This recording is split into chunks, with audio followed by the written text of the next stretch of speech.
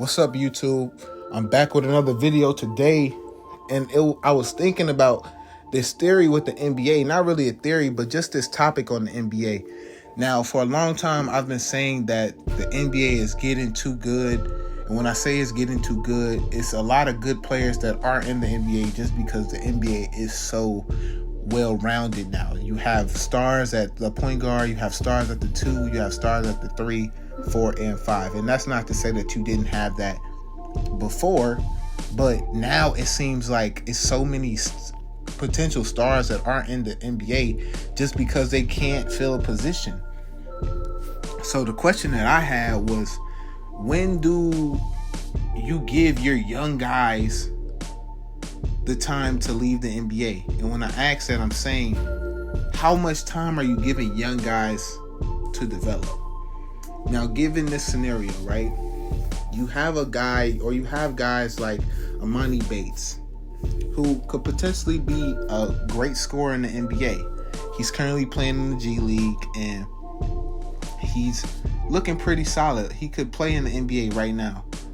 How much longer does he have in the G League before he's just completely a G League or overseas player if he doesn't get that opportunity? Or even another example of, you have a guy who's a decent NBA player, but he is players that's coming into the league later on that look like they're going to be much better than him. How many years in the league does he get that opportunity to prove himself before he's shipped off? And when I ask that, I'm saying it because you got a guy like Kobe White, right? And Kobe White, this is his 5th year, and people are like, wow, I didn't see Kobe White 5th year being somebody who would be really good in the league, until you realize that Kobe White is 24 years old. He's super duper young. Everybody is super young in the NBA, but 24 is super, super young. And when you think about it, it's like, okay, yeah, he's super young, but it's 18-year-olds, or it's 19, 20-year-olds coming into the league who are also super young. But 24, you're not even close to your prime. For my sake, I would say your prime is 27 to 32. So you still got a couple of years until you really hit your prime with being 24. But you got guys that's 21, 22, 23, 24 in that range, where they're still super young and they still have time to develop. But how much time are you going to give them? Because you have these 19-year-olds coming into the league. You have these freshman college guys coming in each and every year who look just as good in college, but now it's their turn to get their shot. How long do you wait on them?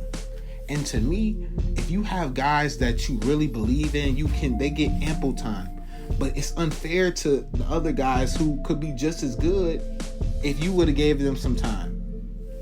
It's guys that's in the league, that's been in the league for 7, 8 years, who never really accomplished nothing, but then you throw a guy out of the league who has very similar skill sets within 2 to 3 years.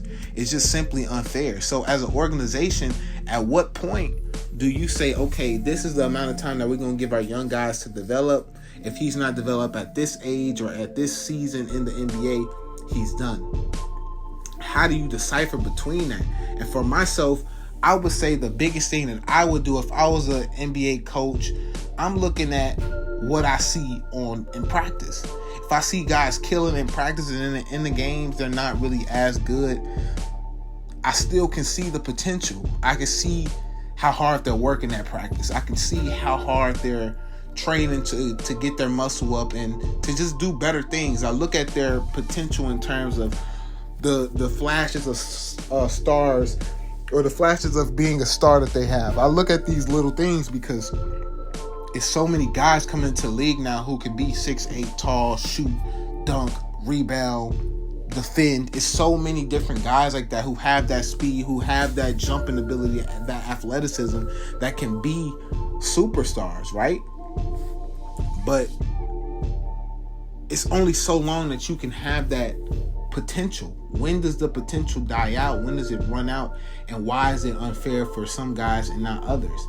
Now, obviously, life is not unfair. Life is not fair. You're not going to be able to do what? You're not going to be able to always just have everything that you want and get the time that you need to develop. You have to move fast, especially in pro sports, because it's always a new batch of people.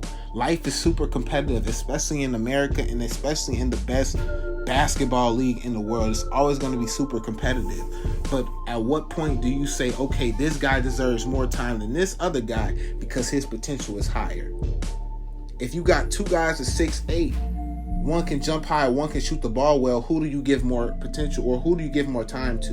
Why do you give more time to that person? And that's the biggest thing for me when I think about the guys that don't get that opportunity into the league, because it's guys that's in the NBA today who in college and in high school, they were beasts, but they did not get that opportunity in the NBA for multiple reasons. My biggest thing right now is I've always been a huge Sharif Cooper fan. Now, me and Sharif are the same age. I watched him in high school throughout my high school years, obviously. And at that time, he was a dominant guy in high school. He won a state championship. He is one of the greatest, if not the greatest, McEachern basketball player of all time. Then he goes to Auburn, misses some games, then averages 20 points as a freshman. Then he gets to the league, or he gets to the draft. He's supposed to go top 20. He goes like 47 just because of height and his lack of athleticism. And he never gets a chance in the NBA. He goes to the G League, and now he's destroying the G League. He's winning all these Player of the Weeks, Player of the Year awards and whatnot. And now he's in his third year in the G League. And it's like, okay, he's been killing the G League, so he's showing that he's better than the G League players. He's showing that he's better than this, and this is supposed to be the second best league in the world. But then you got guys who are actually just a little bit, maybe 2 inches taller, 6'3", 6'4", who's in the league, who got drafted around his time or in the same year as him, or the year before, the year after, and they're playing bad, but they're still getting that opportunity. What do GMs and what do people see, and what do you guys see as the reason for them giving them more of an opportunity than teams have given Sharif? I'm just confused, and I want to see what you guys think, but I would say probably just the lack of size for Reef would be the biggest problem, and his lack of athleticism, which he has shown a lot of improvement on. But this is just for all players. When I look for a guy, I'm looking at how good they're doing in practice and the way that they work on their game. If they're truly working on their game as much as possible, then they deserve to be out there and they deserve to play. But it is a bunch of guys that's coming in today and is coming in now that also deserves that opportunity. And I'm just excited, and I want to hear what you guys think is the reason why some players have more time to develop than others. Now, that's all that I got for you guys today. That's just from my eyes to yours. I hope y'all have a wonderful rest of your day. And please, in the comment section, let me know what you guys think, because this is a big topic to me. So, hope y'all doing good. I'll be back with another video tomorrow. I'm out.